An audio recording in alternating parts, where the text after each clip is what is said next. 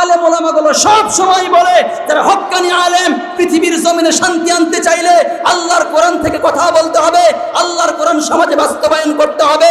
যারা শুনে নাই আলেমদেরকে জেলখানার মধ্যে বন্দী করেছে, আজকে আল্লাহ তাআলা আলেমদেরকে মুক্ত করে দিয়েছে, আর জালিমদেরকে পৃথিবীর মানুষের কাছে লাঞ্ছিত করে, অপমানিত করে, অপদস্থ করে বাংলার জমিন থেকে বিদায় করেছে। কথা বলেন ঠিক কিনা? শান্তি একমাত্র আসতে পারে আল্লাহর কোরআনের বিধান মানলে। চিল্লায় বলেন ঠিক কিনা? কোরআন বলছে আমার কোনো কথা নয়। আল্লাহ সুবহানাহু ওয়া তাআলা জানিয়ে দিয়েছেন চোরের হাত কেটে দাও। যদি এই কাল থেকে আগামী কাল থেকে সংসদে আইন পাশ করে দেওয়া হতো, বাংলার জমিনের চোর যদি ধরা পড়ে তার হাত কেটে দিতে হবে। আমচোর, কলাচোর, পেঁপেচোর এই চোরগুলো না, যারা এক কলমের খোঁচায় রোড খেতে পারে, যারা এক কলমের খোঁচায় কালভার্ট খেতে পারে, যারা এক কলমের খোঁচায় কারেন্টের খাম্বা তার খেতে পারে, এইরকম চোরকে যদি ধরে এই নারায়ণপুরের মাঠের সামনে নিয়ে এসে সবার সামনে তার হাত কেটে দেওয়া হতো, আল্লাহর কসম করে বলি এই বাংলার জমিনে দ্বিতীয় চোর আর খুঁজে পাওয়া যেত না। ঠিক কিনা? বাংলার জমিনের মুসলমানদেরকে আরেকবার বলতে চাই, বাংলার জমিনে তোমরা চেয়ার পেয়েছিলে, ক্ষমতা পেয়েছিলে, টাকা পেয়েছিলে, ক্ষমতার জোরে আঁকা বাঁকা হয়ে চলেছো। আল্লাহ যখন তোমাদেরকে ধরেছে সোজা করে দিয়েছে। কথা বলেন ঠিক কিনা? এজন্য বাংলার জমিনের মুসলমান সোজা হয়ে চলতে শেখো। সামনে যারা তোমরা আসবা তোমাদেরকেও জানিয়ে দিতে চাই, আল্লাহর কোরআনের নির্দেশ যদি তোমরা না মানো, আলেম ওলামাদের কথা তোমরা যদি না শোনো, তোমাদের সামনেও এর চাইতে বড় ভয়াবহী পরিণত হবে। কথা বলেন ঠিক কিনা? সাপ বলে ব্যাং বন্ধু তোমার সাথে বন্ধুত্ব করতে চাই, ব্যাং বলে যে তোর রাগ বেশি সাপ, তোর সাথে বন্ধুত্ব করব না। তো ব্যাং বলছে তোমার সাথে বন্ধুত্ব করতে পারি তুমি যদি সোজা হয়ে চলতে পারো। কি হয়ে চলতে পারো? সবাই বলেন কি হয়ে চলতে পারো? সাপ কোনোদিন সোজা হয়ে চলতে পারে? আর জোরে বলেন সোজা হয়ে চলতে পারে? সাপের জাতিগত অভ্যাস ব্যাকা হয়ে চলা। সাপ বলে কি বলিস, এটা আমার জাতিগত অভ্যাস, আমার গোষ্ঠী পরম্পরা সবাই ব্যাকা হয়ে চলেছে, আমি সোজা হয়ে চলতে পারবো না। তো ব্যাং বলে তোমার সাথে বন্ধুত্ব করব না। যখনই এই কথা বলেছে সাপের রাগ আছে না নাই? আর জোরে বলেন রাগ আছে না নাই? যখনই ফনা তুলেছে ব্যাং একেবারে পানি দিলাম। কোথায়? পানিতে লাফ দিয়েছে। ও পাড়ের উপর বসে, মানে পুকুরের পাড় আছে না, একেবারে ফসফস করে আওয়াজ করছে, ব্যাং তোরে যদি পাইতাম মজা দেখাইতাম। আল্লাহর কি কাম, ওই রাস্তা দিয়ে হেঁটে আসছিল এক রাখাল, হাতে ছিল এক বিশাল লাঠি। কথা বলেন, আরো জোরে বলেন। হেঁটে আসছে এক রাখাল, হাতে ছিল কি? আর জোরে বলেন, হাতে ছিল কি? এখন সাপ পেয়ে গিয়ে চুমা খাবে, কি করবে জানেন না? রাসেল ভাইপার দেখলে কি করেন আপনারা? একেবারে পিটিয়ে দুনিয়া থেকে বিদায় ষাটপাট করে রেখে দিয়েছে একেবারে আলের উপর পুকুরের পাড়ে। ব্যাং কিন্তু সব পানি থেকে দেখে আর মুসকে মুসকে হাসে। যখন মরে ষাট, তখন ব্যাং লাফ দিয়ে উঠে বলছে, বন্ধু তুমি সোজা হতে হলে কখন? এই কথা বলেন যে বন্ধু তুমি সোজা হতে হলে কখন? মরার পরে। দুনিয়ায় সদাকত মে তেরা নাম রহেগা, सिद्दीक़ तेरा नाम से इस्लाम रहेगा, सिद्दीक़ तेरा नाम से इस्लाम रहेगा, दुनिया या सियासत में तेरा नाम रहेगा, दुनिया या सियासत में तेरा नाम रहेगा, फारूक तेरा नाम से इस्लाम रहेगा, दुनिया ये शुजाअत में तेरा नाम रहेगा, दुनिया ये शुजाअत में तेरा नाम रहेगा, उस्मान तेरा नाम से इस्लाम रहेगा, दुनिया ये मुअज्जिन में तेरा नाम रहेगा, दुनिया ये मुअज्जिन में तेरा नाम रहेगा, बेलाल तेरा नाम से इस्लाम रहेगा, फर्दुन समदुन अन सिफतिल खल्क़ि बरीऊन, फर्दुन समदुन अन सिफतिल खल्क़ि बरीऊन, रब्बुन अज़लियुन खलक़ल खल्क़ कमाला, रब्बुन अज़लियुन खलक़ल खल्क़ कमाला। अल्हम्दुलिल्लाह। 12তম ঐতিহাসিক তাফসীরুল কোরআন মাহফিল, স্থান নারায়ণপুর প্রাইমারি মাঠ। আজকের সমাপনী রজনীর স্বনামধন্য সভাপতি আমার উস্তাদ আলহাজ মাওলানা মোহাম্মদ আব্দুল মাতিন, সহকারী মৌলভী বাউটিয়া দাখিল মাদ্রাসা।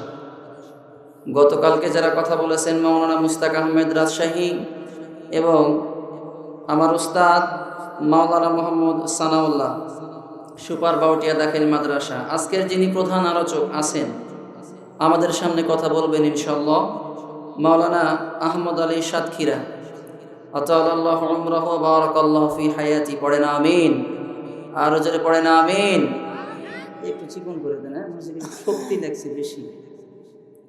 সম্মানিত উপস্থিতি, যিনি উপস্থাপনার দায়িত্বে আছেন, আমি যার কথাগুলো শুনতাম জুমার মসজিদে, মানে আমি মুয়াজ্জিন ছিলাম, হুজুর আমাকে একটু বেশি সম্মান দিয়ে ফেলাইছে। মুয়াজ্জিন ছিলাম, ইমামও ছিলাম, মুয়াজ্জিনের কথা বলে নাই হুজুর, আমার সম্মানার্থে হয়তো। যাই হোক, শুকরিয়া। আমি এই মাকরান্দার মসজিদের 5 বছর মুয়াজ্জিনি করেছি। হুজুরের আলোচনাগুলো আমি শুনতাম, সেই কথাগুলো আমি মাঝে মাঝে মানে কপি করার চেষ্টা করি। উনি তো কাটা কাটা কথা বলে, উনি উচ্চ ভাষায় কথা বলে, তো আমিও চেষ্টা করি ওনার মতো কথাগুলো বলার। জানি না হুজুর আমার প্রতি সন্তুষ্ট, আশা করছি আছেন আলহামদুলিল্লাহ। তো আমি ছোট মানুষ, হুজুরের জন্য খাস দোয়া থাকবে আমার, এবং হুজুরের কাছ থেকে আমি দোয়া চাই। আমাদের সভাপতি যিনি আছেন, এলাকার সন্তান আমি, নাকি বলেন? এলাকারই তো সন্তান, সবাই আমাকে চিনেন। বিশেষ করে আমি বদিউজ্জামান হুজুরের জন্য খাস করে দোয়া করি, আল্লাহ তাআলা যাতে তার শরীর স্বাস্থ্য ভালো রাখেন এবং এই রকম করে দ্বীনের খাদেম হিসেবে যাতে আল্লাহ কবুল করে নেয়। পড়েন আমিন। আর জোরে পড়েন আমিন। আমরা শুনতে এসেছি কি বলেন তো দেখি? শুনতে এসেছি কি? আল্লাহর কোরআন। যারা এখনো বাইরে ঘোরাফেরা করছেন, এই মাহফিল কি প্রতিদিন দেওয়া হবে? মাহফিল প্রতিদিন দেওয়া হবে?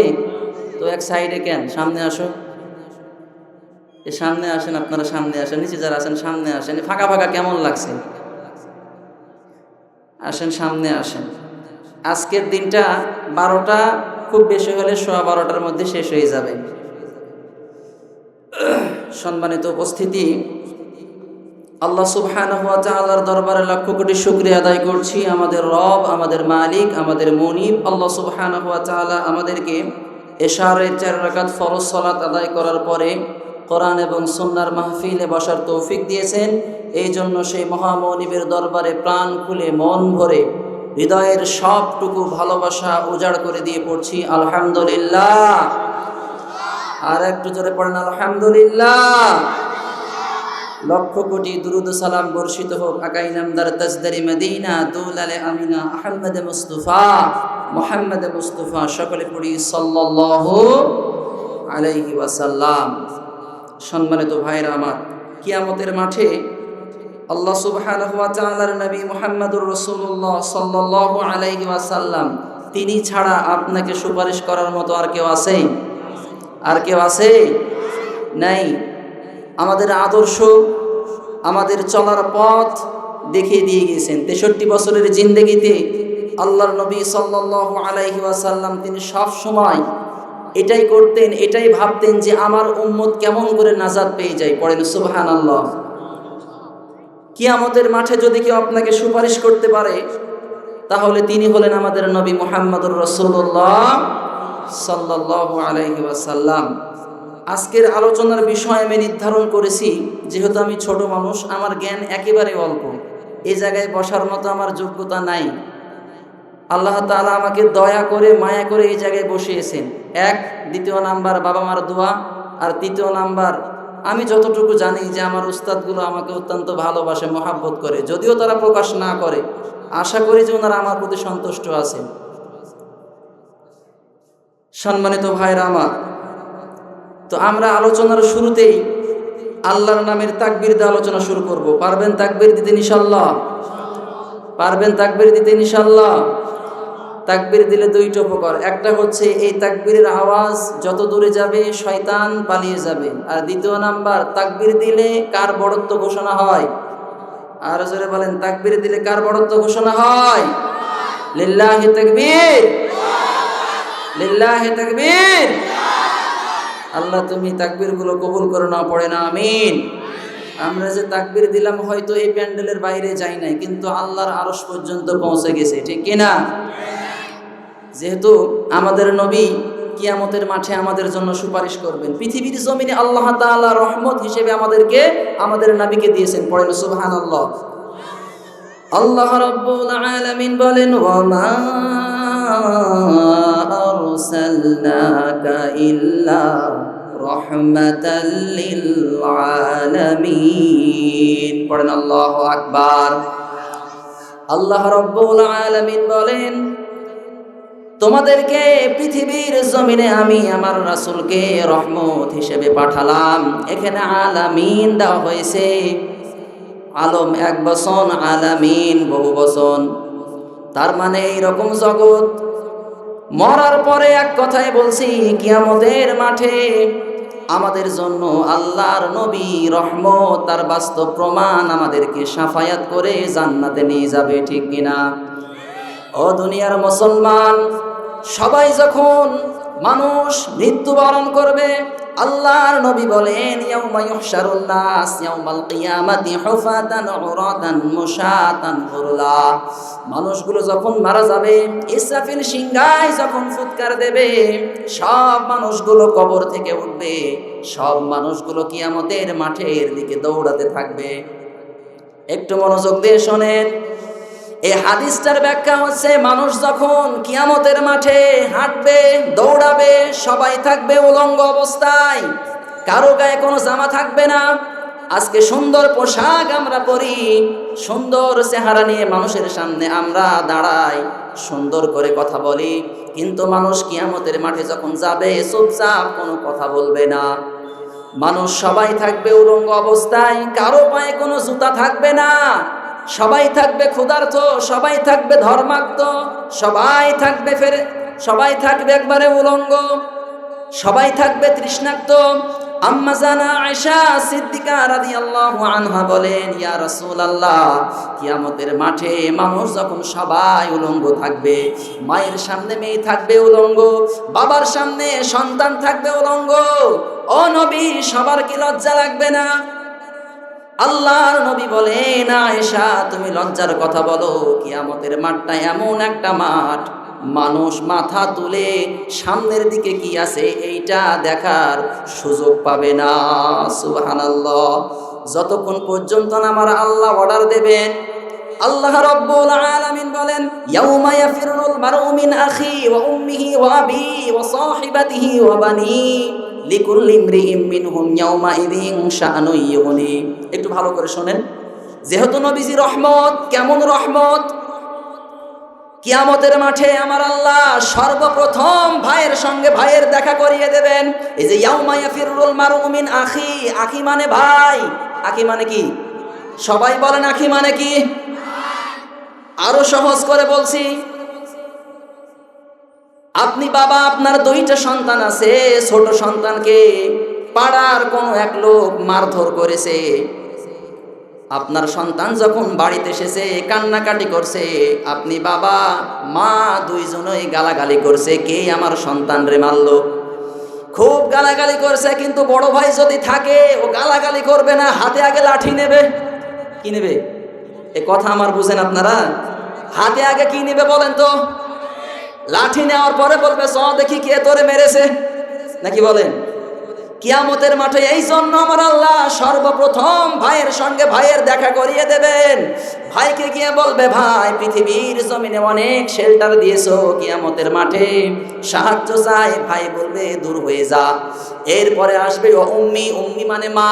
মায়ের কাছে যখন সন্তান যাবে, পৃথিবীর জমিনে যদি কোনো মানুষ ভালোবাসা দেয়, কোনো মেয়ে যদি ভালোবাসা দেয়, মা আর বাবা তাদের ভালোবাসা নিঃস্বার্থ, কোনো স্বার্থ মা বাবার ভালোবাসায় থাকে না।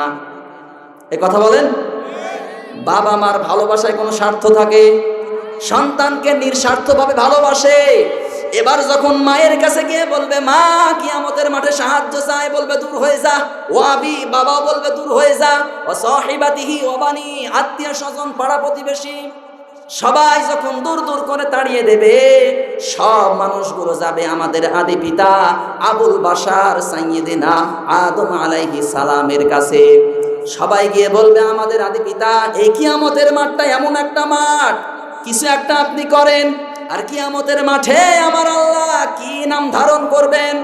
লিমানিল মুলকুল ইয়াউম লিল্লাহিল ওয়াহিদিল কাহ্হার, কাহ্হার নাম ধারণ করবেন। আল্লাহর নাম যেমন রহমান, আল্লাহর নাম যেমন গফফার, তেমন আমার আল্লাহর নাম হোসেন কাহ্হার। কিয়ামতের মাঠে যখন কাহ্হার নাম আমার আল্লাহ বলবেন, কিয়ামতের মাঠটা থরথর করে কাঁপা শুরু হয়ে যাবে। কিয়ামতের মাঠটা হবে তামার, মাথার উপরে সূর্য আসবে, মানুষের মাথার মগজগুলো টকবক করে ভাতের মাড়ের মতো ফুটতে থাকবে। যখন আদি পিতা আদম আলাইহিস সালাম বলবেন যে আমিও পারবো না, সবাই যাবে এবার ইব্রাহিম আলাইহিস সালামের কাছে, জাতির পিতা বলবে আমিও পারবো না। মুসা আলাইহিস সালামের কাছে যাবে, মুসা নবী বলবে আমিও পারবো না। একজনকে এক থাপ্পড়ে মেরে ফেলেছি, না জানি আমার আল্লাহ কিয়ামতের মাঠে আমার সঙ্গে কি আচরণ করে। এরপরে সবাই যাবে ঈসা আলাইহিস সালামের কাছে, ঈসা আলাইহিস সালাম বলবেন আমিও পারবো না। তবে ঠিক আছে, সব জায়গায় গিয়ে লাভ হবে না, চলে যাও শেষ নবী মুহাম্মাদুর রাসূলুল্লাহ সাল্লাল্লাহু আলাইহি ওয়াসাল্লামের কাছে। কিয়ামতের মাঠে আমার নবী, আপনার নবী সেজদায় অবনত হয়ে আমার আল্লাহকে ডাক দিয়ে বলবেন, ইয়া উম্মতি, ইয়া উম্মতি, আল্লাহ তুমি আমার উম্মত রে বাঁচাও। পড়েন সুবহানাল্লাহ। আল্লাহ তাআলা ডাক দিয়ে বলবেন, হে নবী ফারাসাক, মাথা উঠান, সালতু তাফনিসান ওয়াশফাআতু শাফাআ, কি আপনি আজকে আমার কাছে চাইবেন? কার জন্য সুপারিশ করবেন? আমি আল্লাহ আপনার সুপারিশ কবুল করে তাকে জান্নাত দিয়ে দেব। সুবহানাল্লাহ বলতে পারলেন না? কিয়ামতের মাঠে আল্লাহর নবী আপনার জন্য আমার জন্য সুপারিশ করবে। কেন সুপারিশ করবে? এ কেন আজকে জানা লাগবে, কথা বলেন ঠিক কিনা? এমনি এমনি নবীজির সুপারিশ পাওয়া যাবে? আর জোরে বলেন, এমনি এমনি নবীজির সুপারিশ পাওয়া যাবে? নবীজির সুপারিশ পেতে হলে দুইটা কাজ করা লাগবে। সবাই বলেন কয়টা? আর জোরে বলেন কয়টা? এ দুইটা কি কি বলবো? দুইটা কি কি বলবো? আমাদের হুজুর বলেই দিয়েছে যে প্রত্যেকটা কথা কোরআন এবং হাদিস দিয়ে বলা লাগবে। আমি যেহেতু হাফেজ মানুষ, আয়াতগুলো আমার চট করে মুখস্থ তো আছেই। আমি গতকাল রাত্রে 3টার দিকে ঘুমাইছি, এ চোখের কোণা একবারে কালো হয়ে গেছে। 1 ঘন্টা কথা বলবো জন্য 3 ঘন্টা, মানে 3টা পর্যন্ত পড়ছি, আবার সকালে পড়েছি, দুপুরের পরে পড়েছি। তো আমার কষ্টের মূল্যায়ন তখন আমি পাবো এই কথাগুলো মানার পরে। আগে সর্বপ্রথম আল্লাহ তাআলা যাতে আমাকে আমল করার তৌফিক দান করে এবং আপনাদেরকে, ঠিক কিনা? শুনতে রাজি আছেন তো আপনারা ইনশাআল্লাহ? এই পেছনে যারা আছেন দাঁড়িয়ে কেন, ভালো লাগছে না? আসেন বসেন, আর যদি ভালোই না লাগে তাহলে বাড়ি যে ঘুমান, তাও একটা ইবাদত, ঠিক কিনা? এ দাঁড়িয়ে আছেন কেন ভাই? পরিবেশ খারাপ হচ্ছে না? একটু বসেন নাকি? আমি ছোট মানুষ, বসেন। দেখি তাকবীর দেন তো, লিল্লাহি তাকবীর, লিল্লাহি তাকবীর। এই তাকবীরের কথা আমি বলি নাই, বলেছেন আল্লাহ সুবহানাহু ওয়া তাআলা সূরা মুদ্দাসসিরের ভিতরে বলেন, ওয়া রাব্বাকা ফাকাব্বির। দুনিয়ার মুসলমান তোমরা তাকবীর দাও কার নামে? আওয়াজ করে কথা বলা লাগবে, তোমরা তাকবীর দাও কার নামে? তোমরা তাকবীর দাও তোমার রবের নামে।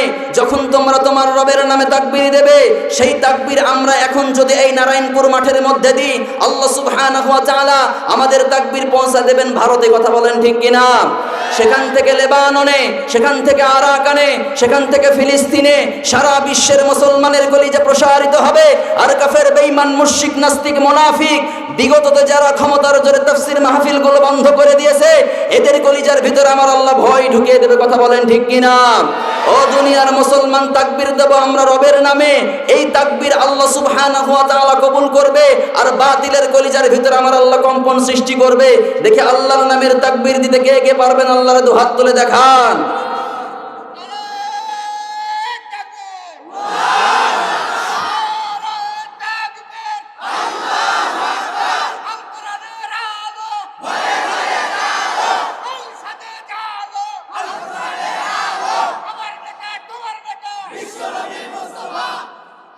লিল্লাহে তাকবীর।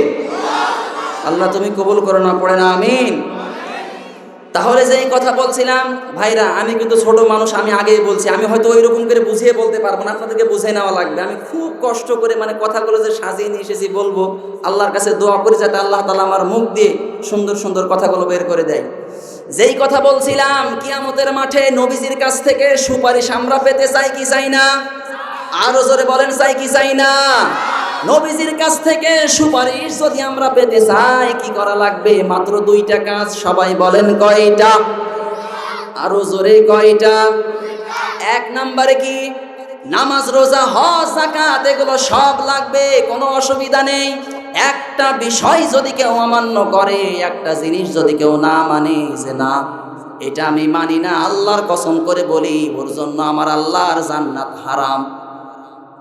এবার বলছি ভালো করে শোনেন, যদি কেউ নবীজির কাছ থেকে সুপারিশ পেতে চায়, তিরমিজি শরীফের 315 নম্বর পৃষ্ঠার হাদিস, আল্লাহর নবী বলেন, মান তামাসসাকা বিসুন্নতি ইনদা ফাসাদি উম্মতি ফালাহু আজরু মিয়াতি শাহিদ। আমার উম্মতের ভিতরে যখন দুরবস্থা চলবে, বাংলাদেশের দিকে আপনি তাকান, বাংলাদেশ সহ সারা বিশ্বে যেই জায়গায় মুসলিমরা আছে, মার খায় বেশি মুসলমানেরা। কথা বলেন ঠিক কিনা? মুসলমানদের ভিতরে এখন দুরবস্থা না সুঅবস্থা? আরো জোরে বলেন, দুরবস্থা না সুঅবস্থা? আল্লাহর নবী সে কথাই জানিয়েছেন, আমার উম্মতের ভিতরে এমন একটা সময় আসবে, আমার উম্মতের দুরবস্থা চলবে। ওই সময় যদি আমার কোন উম্মত একটা মরা সুন্নাত জিন্দা করতে পারে, গান লাগান, ফালাহু আজরু মিয়াতি শাহিদ, 100 গলা কাটা শহীদের সওয়াব আমার আল্লাহ ওই বান্দার আমল নামায় উঠিয়ে দেবে। পড়েন সুবহানাল্লাহ। 100 গলা কাটা শহীদের সওয়াব। কিয়ামতের মাঠে যখন আপনি এই সওয়াব নিয়ে দাঁড়াবেন, আল্লাহ খুশি হয়ে যাবে, রাসূলও খুশি, আপনাকে শাফায়াত করে জান্নাতে নিয়ে যাবে। এখন মরা সুন্নাতের কথা বলা হয়েছে, যদি কোনো আমার উম্মত একটা মরা সুন্নাত জিন্দা করতে পারে, এবার খোঁজেন তো দেখি মরা সুন্নাত কোনটা? লম্বা জামা গায়ে দেওয়া সুন্নাত, জুব্বা গায়ে দেওয়া সুন্নাত, খাবার পরে মিষ্টি খাওয়া সুন্নাত, দস্তরখানা বিছিয়ে ভাত খাওয়া সুন্নাত, সব সুন্নাত কিছু না কিছু কারো না কারো মাধ্যমে চালু আছে। এই কথা বলেন, সব সুন্নাত কিছু না কিছু ভাবে কারো না কারো মাধ্যমে চালু আছে। একটা সুন্নাত একেবারেই মারা গেছে বাংলাদেশে, বলবো? আরো জোরে বলেন, বলবো? মন খারাপ হয়ে যাবে না? আল্লাহর কসম করে বলি, আমি কোন দলের সঙ্গে সম্পৃক্ত নাই।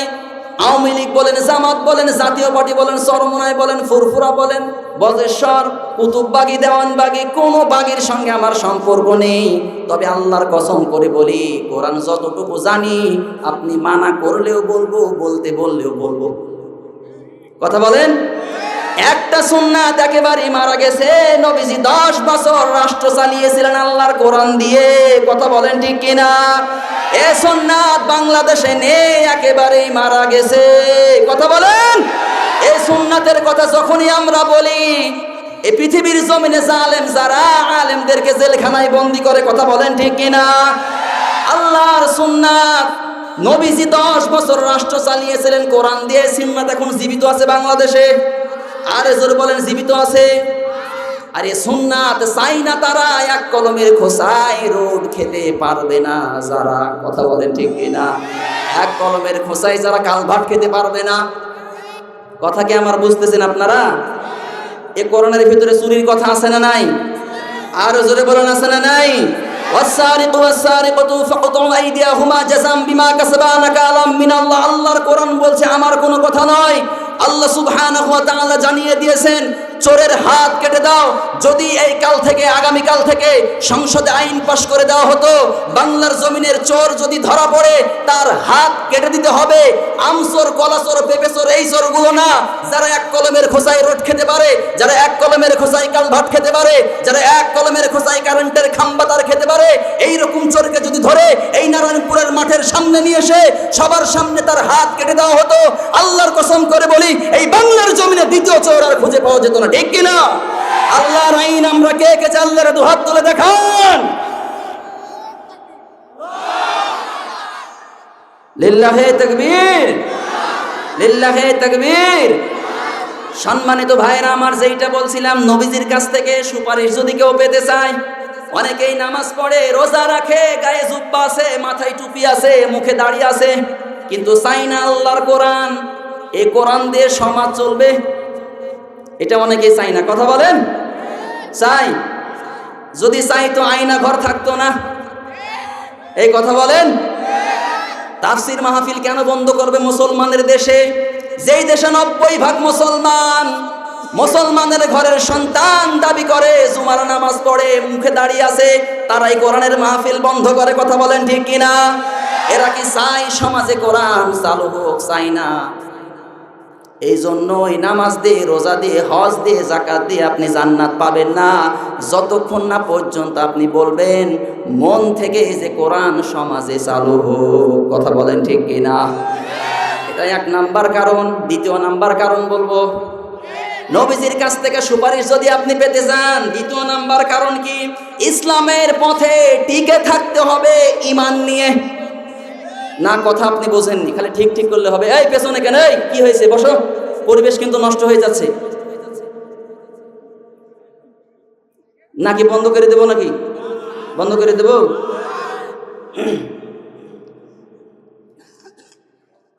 পৃথিবীর জমিনে যদি কেউ বলে যে আমি নবীর সুপারিশ নেব মরার পরে, আমরা সুপারিশ চাই কি চাই না? আরো জোরে বলেন, চাই কি চাই না? কিয়ামতের মাঠে যদি কেউ বলে যে নবীজির সুপারিশ আমি পেতে চাই, দ্বিতীয় নাম্বারে কাজ, ইসলামের পথে টিকে থাকতে হবে ঈমান নিয়ে। কথা বলেন ঠিক কিনা? জীবন যাবে, ঈমান আমরা যেতে দেব না। ঠিক কিনা? ঈমানের পথে অবিচল থেকে আমার মরণ যেন হয়। ঠিক কিনা? ঈমানের পথে অবিচল থেকে আমার মরণ যেন হয়। তোমারই কাছে মিনতি আমার, তোমারই কাছে মিনতি আমার, ও গো মহামহিয়ান। ঈমানের পথে অবিচল থেকে আমার মরণ যেন হয়। পড়ে না আমিন? নবীজির কাছ থেকে কিয়ামতের মাঠে যদি কেউ সুপারিশ নিতে চায়, ইসলামের পথে টিকে থাকতে হবে ঈমান নিয়ে। জীবন যাবে, বাতিলের সামনে ঈমান দেওয়া যাবে না।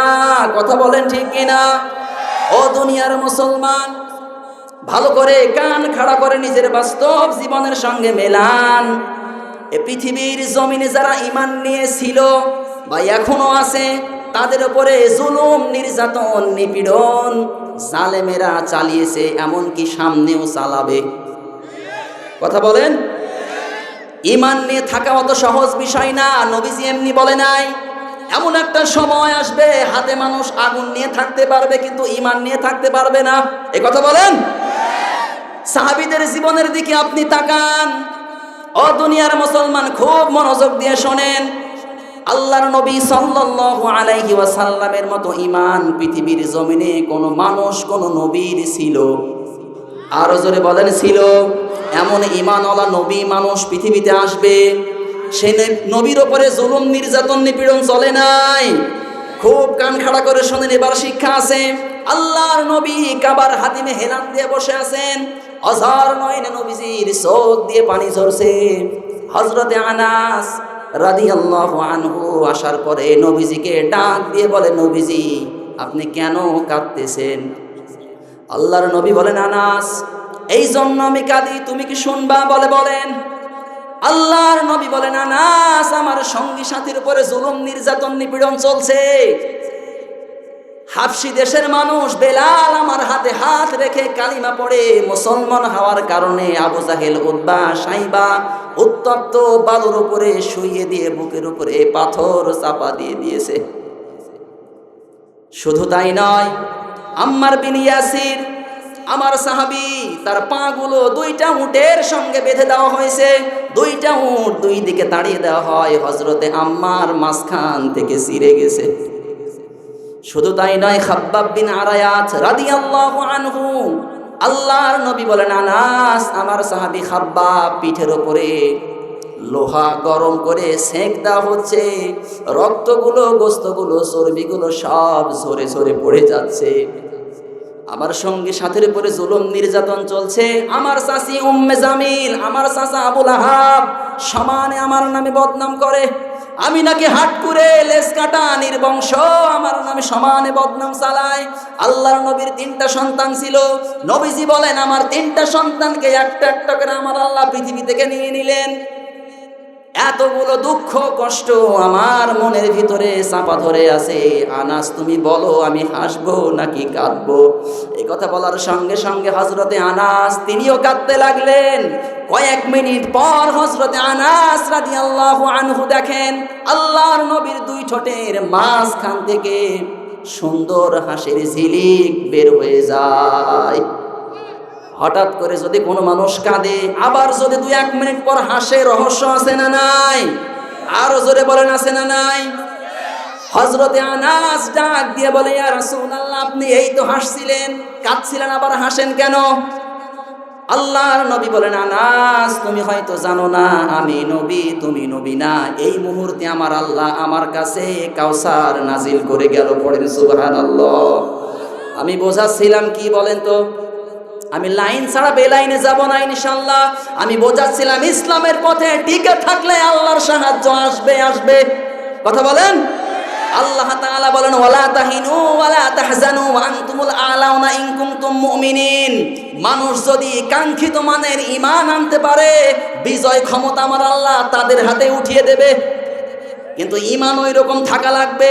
নবীদের ঈমান, সাহাবীদের ঈমান নিয়ে কথা বলছি। আল্লাহর নবী হাসছেন। হযরতে আনাস বলেন, ইয়া রাসূলুল্লাহ আপনি হাসেন কেন?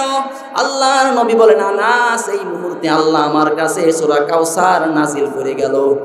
ইন্না আ'তাইনাকাল কাউসার। পড়েন আল্লাহু আকবার। এখানে কিন্তু খুব বোঝার বিষয় আছে।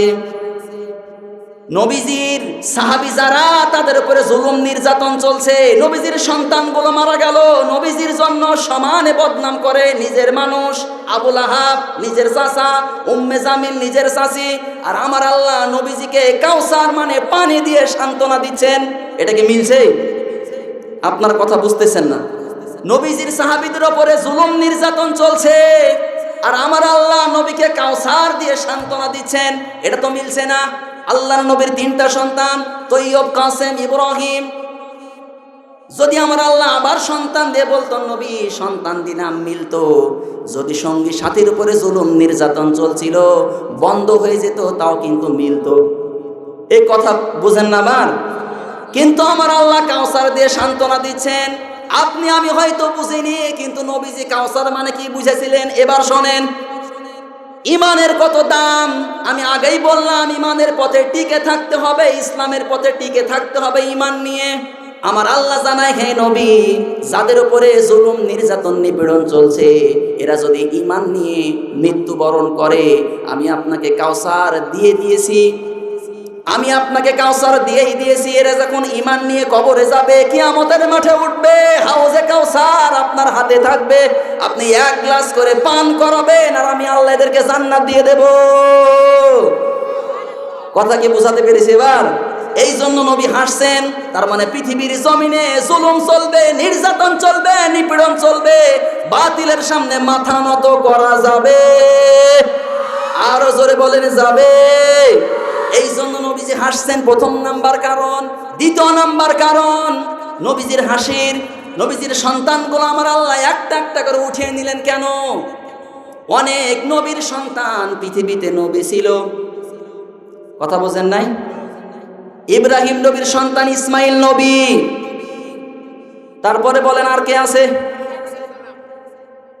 অনেক নবীর সন্তান পৃথিবীতে নবী ছিল। দাউদ নবীর সন্তান সুলাইমান নবী। আল্লাহ রাব্বুল আলামিন বলেন, মা কানা মুহাম্মাদুন আবা আহাদিম মির রিজালিকুম ওয়ালাকিন রাসূলুল্লাহ ওয়া খাতামান নাবিয়্যিন। হে নবী, আপনি তো শেষ নবী এবং রাসূল, আপনার সন্তানগুলো যদি পৃথিবীর জমিনে বেঁচে থাকতো, আপনার এমন কিছু উম্মত আছে আবেগওয়ালা। কিওয়ালা? এরা বিবেক দিয়ে ইসলাম মানে না, আবেগ দিয়ে ইসলাম মানে। আপনার বাপ মরে গেছে, আমাকে দিয়ে আপনি দোয়া করান, আমি তো 500 টাকা পেলে একেবারে রাম রাম দোয়া করব। কথা বলেন, আমার দোয়া কবুল হতেও পারে না হতেও পারে, যদি আপনি করেন সন্তান সব চাইতে উত্তম। কথা বলেন ঠিক কিনা? এজন্য মানুষ আবেগ দিয়ে ইসলাম মানবে, বিবেক দিয়ে ইসলাম মানবে না। নবীজি সেটাই জানিয়েছেন, ইউশিকু আয়াতি আলান নাস জামানুল ইয়াবকা মিনাল ইসলাম। এমন একটা সময় আসবে, এমন একটা জামানা আসবে, সেই সময় মানুষ ইসলাম মানবে, ইসলামের নিয়ম নীতি রসম কিছুই তারা বুঝবে না। এই সময়টা নেই এখন। 5 ওয়াক্ত নামাজ পড়ছে 50 বছর ধরে, সূরা ফাতিহা ঠিক করে পড়তে পারে না, আবার হুজুরের কাছে যাইও না। কথা বলেন, বাংলাদেশের মানুষ আমরা। আল্লাহর নবী বলেন, আমার সন্তানগুলো আমার আল্লাহ উঠিয়ে নিয়েছেন, কারণ আছে আমার আল্লাহ জানেন। হে নবী, সন্তানগুলো যদি পৃথিবীর জমিনে থাকতো, অনেক আবেগওয়ালা উম্মত আপনার থাকতো, এরা বলতো যেহেতু শেষ নবী, এটাও নবীর ছেলে, এটাও নবী, এরা গদ্দি নসীন নবী বানিয়ে ফেলতো। যেহেতু আপনি অ্যাডাল্ট পুরুষের বাবা না, এই যে এখানে রিজাল্ট দিয়েছেন, সিবিয়ান দেননি, রিজাল্ট দিয়ে সহজ অর্থ করছি, হে নবী, আপনার 3টা সন্তান আমি উঠিয়ে নিয়েছি। এই 3টা সন্তান যদি পৃথিবীর জমিনে বেঁচে থাকতো, আপনার সম্মান যদি কেউ ভুলণ্ঠিত করত, আপনার সম্মান নিয়ে যদি কেউ সিনেমিনি খেলতো, সন্তানেরা বাবার সম্মানে রক্ষা করতে প্রোটেস্ট করে না?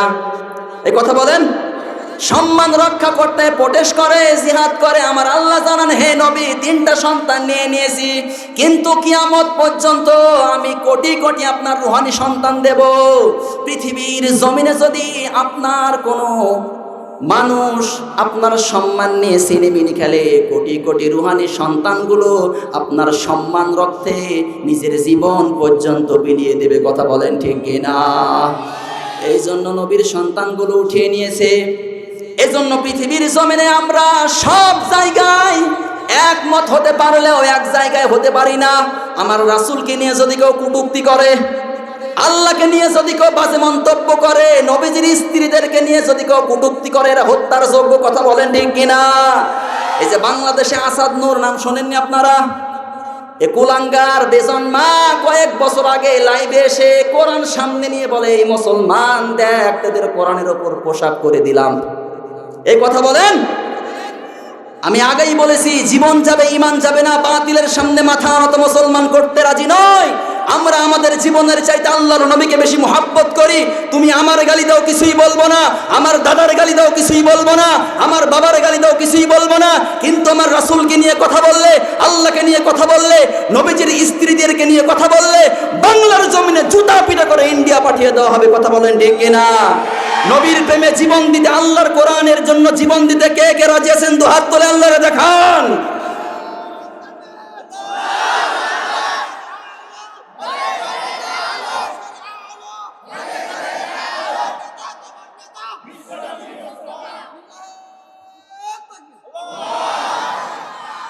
এ দেশে আমরা ভাড়াটিয়া আসি নাই। কথা বলেন ঠিক কিনা? দেশে কি আমরা ভাড়াটিয়া আছি? দেশ কি আগের মতো আছে? বাংলার জমিনে আইন চলবে কার? আলা লাহুল খালকু ওয়াল আমরু ইনিল হুকমু ইল্লা লিল্লাহ। পৃথিবীর জমিন যার আইন চলবে একমাত্র আল্লাহর। কথা বলেন ঠিক কিনা? বিগততে আমরা দেখেছি বাবার হুকুমে দেশ চলেছে। এই কথাগুলো এইরকম করেই বলাই সুন্নাত। আমি একটা হাদিস পড়ছিলাম, আল্লাহর নবী যখন বক্তব্য দিতেন, আল্লাহর নবীর চক্ষুগুলো রক্তিম বরণ ধারণ করত। আল্লাহর নবীর কথা শুনে সাহাবীরা মনে করত যে নবী একটা কমান্ড করছেন একটা পুরো কমান্ডারকে। সুবহানাল্লাহ। অনেকে জোরে কথা সহ্য করতে পারে না। কথা বলেন, অনেকে জোরে কথা সহ্য করতে পারে না। সম্মানিত ভাইরা আমার, আমরা দেখেছি বাংলার জমিনে বিগততে বাবার হুকুমে দেশ চলেছে। কথা বলেন ঠিক কিনা? স্বামীর হুকুমে দেশ চলেছে। কথা বলেন ঠিক কিনা? চাচা এর সাথ দেশ চালিয়েছে। কথা বলেন ঠিক কিনা? এখন শুধু দেখতে বাকি আছে আল্লাহর কোরআন দিয়ে দেশ চললে এই দেশটা কেমন দেখায়। কথা বলেন। আল্লাহর কোরআন দিয়ে দেশ চলতে হবে। আগে বললাম একটা, যারা আল্লাহর কোরআনের আইন চাই না এরা নবীর শাফায়াত পাবে না। আর দ্বিতীয় নাম্বারে ঈমান নিয়ে টিকে থাকতে হবে ইসলামের পথে। ঠিক কিনা? এই দুইটা বিষয় যদি আপনার থাকে, কিয়ামতের মাঠে আপনি জান্নাত। সম্মানিত ভাইরা আমার, আমি আগেই বললাম দেশে আমরা ভাড়াটিয়ার থাকতে চাই না। কথা বলেন, পরের গোলামি আর কত বছর করবেন? দেশটা কারো বাপের ভিটা নয়, দেশটা নয়তো কারো বাপের ভিটা, করবে মন চাহিলেই যখন যেটা। দেশটা নয়তো কারো বাপের ভিটা, করবে মন চাহিলেই যখন যেটা। ঠিক কিনা? চলবে চলবে, বলবো। দেশটা লক্ষ মায়ের ইজ্জতেরই দামে কেনা, মাটিতে মিশে আছে লাখ শহীদের রক্ত কণা। দেশটা লক্ষ মায়ের ইজ্জতেরই দামে কেনা, মাটিতে মিশে আছে লাখ শহীদের রক্ত কণা। শহীদের রক্তের দামে কেনা মোদের সোনার ভিটা, শহীদের রক্তের দামে কেনা মোদের সোনার ভিটা। তবে কেন অভ্যাস হলো বিদেশিদের চরম চাটা? দেশটা নয়তো কারো বাপের ভিটা, করবে মন চাহিলেই যখন যেটা। ঠিক কিনা? এদেশের মাটি থেকে গন্ধ আসে ওই কালিমার, এদেশের আকাশ ছুঁয়ে রয় দাঁড়িয়ে কত মিনার। কথা বলেন। এদেশের মাটি থেকে গন্ধ আসে ওই কালিমার, এদেশের আকাশ ছুঁয়ে রয় দাঁড়িয়ে কত মিনার। আজানের সুরে সুরে জীবন যাদের বেড়ে ওঠা, আজানের সুরে সুরে জীবন যাদের বেড়ে ওঠা। এদেশের আকাশেতে নাস্তিকতার ঘনা ঘটা। দেশটা নয়তো কারো বাপের ভিটা, করবে মন চাহিলেই যখন যেটা। ঠিক কিনা? যারা আজ চিল্লাইতেছে স্বাধীনতা স্বাধীনতা, দেশ নাই তাদের আজি দাদার লাগি মাথা ব্যথা। বলবো বলবো। যারা আজ চিল্লাইতেছে স্বাধীনতা স্বাধীনতা, দেশ নাই তাদের আজি দাদার লাগি মাথা ব্যথা। আসলেই মোদের হলো বদনসিবার কপাল ফাটা, আসলেই মোদের হলো বদনসিবার কপাল ফাটা। তাই দেই বারে বারে ওদের হাতে ক্ষমতাটা। দেশটা নয়তো কারো বাপের ভিটা, করবে মন চাহিলেই যখন যেটা। ওরা নয় বন্ধু দেশের সাথী মোদের দুঃখের সময়, ইহুদির এজেন্ট সেজে কান্দে ওরা ভোটের সময়। এই কথা বলেন। ওরা নয় বন্ধু দেশের সাথী মোদের দুঃখের সময়, ইহুদির এজেন্ট সেজে কান্দে ওরা ভোটের সময়। মমতাই উতলে উঠে ঝরে পড়ে অশ্রু ফোঁটা, মমতাই উতলে উঠে ঝরে পড়ে অশ্রু ফোঁটা। দেশ জাতির শত্রু ওরা, এ দেশ হতে ওদের হটা। দেশটা নয়তো কারো বাপের ভিটা, করবে মন চাহিলেই যখন যেটা। ঠিক কিনা? পৃথিবীর জমিন যারা আইন চলবে কার? পৃথিবীর জমিন যারা আইন চলবে কার? যারা ইজোর জুলুম করে আইন চালাতে চেয়েছিল বাংলার জমিনে আমরা দেখতে পেয়েছি। আল্লাহর কোরআনের বিধান যারা মানে নাই, আলেম ওলামাগুলো সব সময় বলে যারা হক্কানি আলেম, পৃথিবীর জমিনে শান্তি আনতে চাইলে আল্লাহর কোরআন থেকে কথা বলতে হবে, আল্লাহর কোরআন সমাজে বাস্তবায়ন করতে হবে। যারা শুনে নাই, আলেমদেরকে জেলখানার মধ্যে বন্দী করেছে। আজকে আল্লাহ তাআলা আলেমদেরকে মুক্ত করে দিয়েছে, আর জালিমদেরকে পৃথিবীর মানুষের কাছে লাঞ্ছিত করে, অপমানিত করে, অপদস্থ করে বাংলার জমিন থেকে বিদায় করেছে। কথা বলেন ঠিক কিনা? শান্তি একমাত্র আসতে পারে আল্লাহর কোরআনের বিধান মানলে। চিল্লায়া বলেন ঠিক কিনা? আল্লাহর বিধান মানতে শুনতে কে কে রাজি আছেন? আর একবার দু হাত তুলে আল্লাহরে দেখান।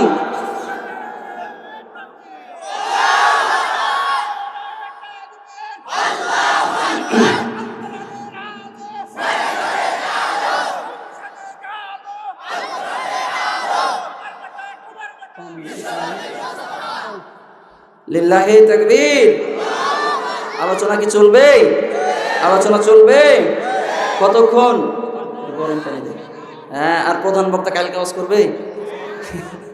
হ্যাঁ, সম্মানিত ভাইরা আমার, সংক্ষিপ্ত সময়ে দুইটা বিষয় বুঝিয়েছি। এখানে আমি কতগুলো আয়াত বলেছি আপনারা বলেছেন কেউ? হ্যাঁ, কোরআনের বাইরে কোনো কথা হয়েছে? এখানে আমার ওস্তাদগুলো বসে আছে, আমি বিনীত অনুরোধ করছি তাদেরকে, ভুল হলে আমার ধরিয়ে দেন, কোনো অসুবিধা নেই, তবে সবার সামনে ধরিয়ে না, একটু লজ্জা লাগবে নাকি? একটা সত্য কথা বলি, 40,000 টাকা দিয়ে বক্তা নিয়ে এসেছি। আমি ছিলাম দ্বিতীয় বক্তা। এ আশেপাশে নাম বললে বুঝতে পারবেন না, নাম বললে বুঝে ফেলবেন।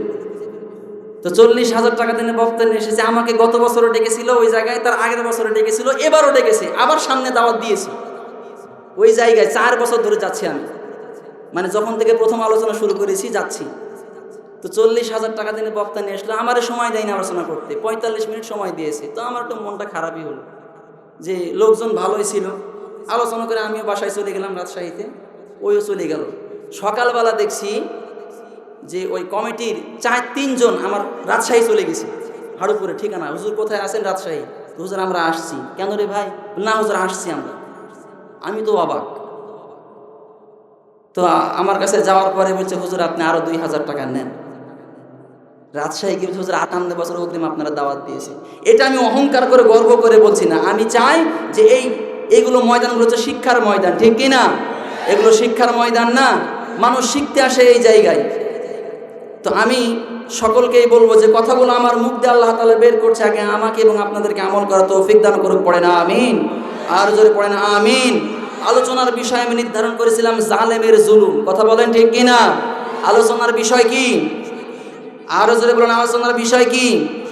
জালেমের জুলুম। আমি সূরা আনফালের 30 নম্বর আয়াত তেলাওয়াত করেছি। কোন সূরা? সূরা আনফাল, সূরা আনফাল 30 নম্বর আয়াত। কত নম্বর আয়াত? আরো জোরে বলেন, কত নম্বর আয়াত? 30 নম্বর আয়াত সূরা আনফাল।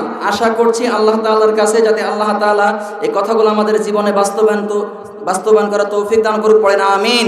আগে আমরা জবান ছেড়ে এই কোরআনের সোনালী আয়াতটা তেলাওয়াত করে নিই। আউযু বিল্লাহি মিনাশ শাইতানির রাজীম। বিসমিল্লাহির রহমানির রহিম।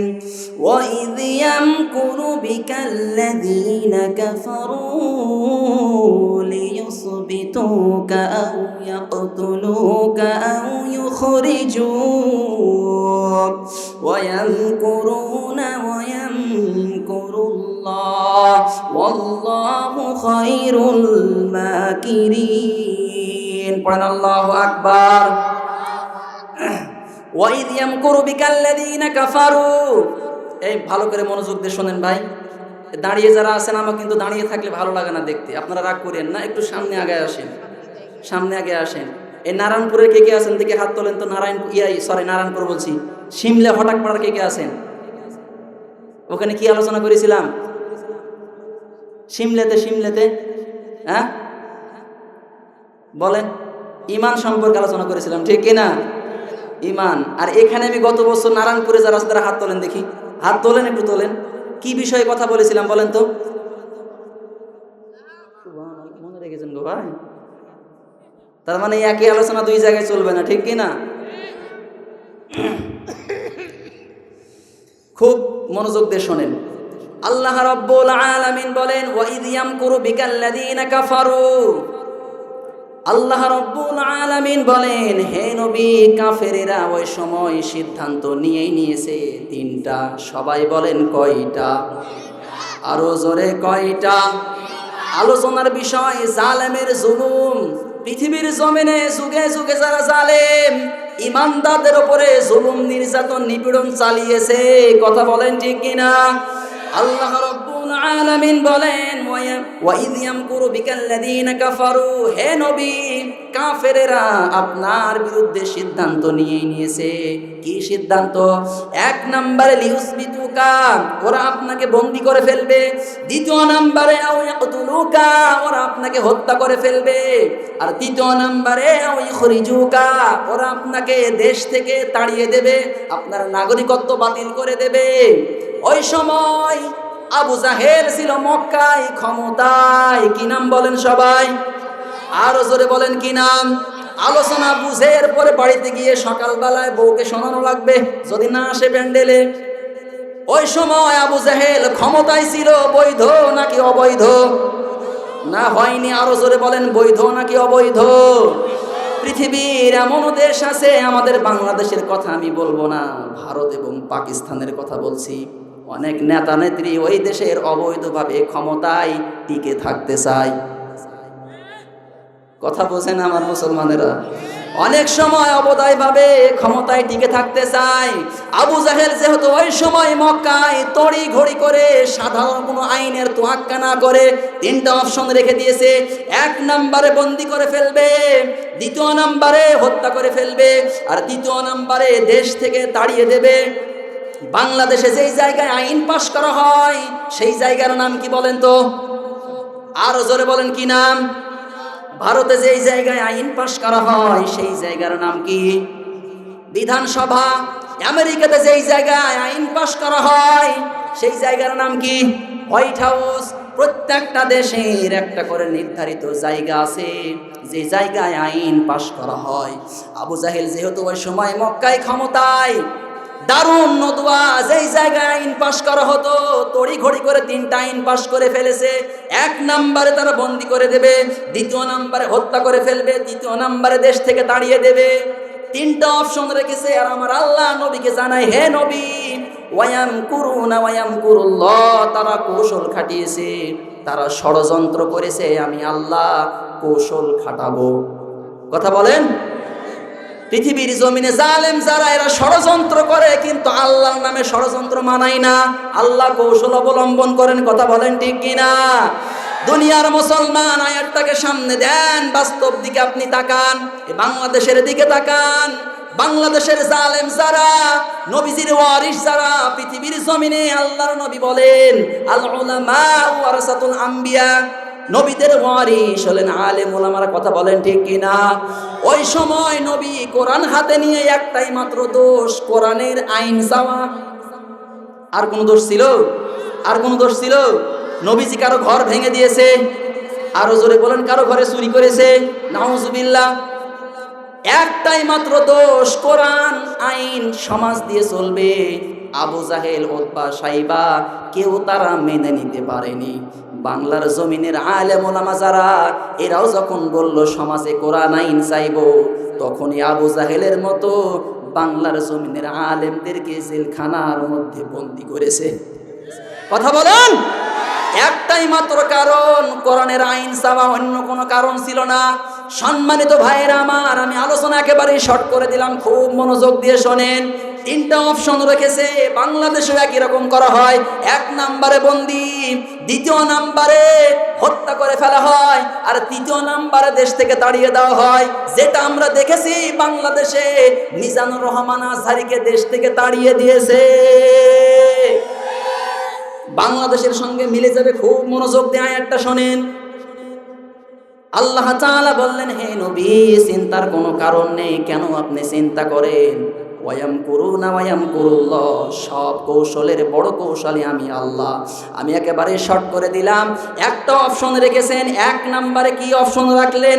আবু জাহেল, উতবা, সাইবা, লিয়াকতুলুকা লিউসবিতুকা, মুহাম্মদকে 1 নম্বরে বন্দী করে দাও। মুহাম্মদকে 1 নম্বরে বন্দী করে দাও। কেন? বলে মুহাম্মদ পাগল হয়ে গেছে। শর্ত দিয়ে দিল তারা, বাপ দাদার ধর্ম বাদ দিয়ে নতুন ধর্ম একটা চালু করেছে। মুহাম্মদ পাগল হয়ে গেছে। নবীজি কি পাগল? আর জোরে বলেন, নবীজি পাগল? নবীকে পাগল বলার কোনো সুযোগ নেই। আল্লাহ তাআলা বলেন, মা আনতা বিনিআমাতি রাব্বিকা বিমাজনুন। সূরা কলমের 2 নম্বর আয়াত। আল্লাহ রাব্বুল আলামিন বলেন, হে নবী, আপনার রবের দয়া যে আপনি পাগল না। এটা বলছেন কে? তাহলে আবু জাহেল পাগল বলে নবীকে বন্দী করে দিলেন। পাগল বলার কারণ 3টা। সবাই বলেন কয়টা? আরো জোরে বলেন কয়টা?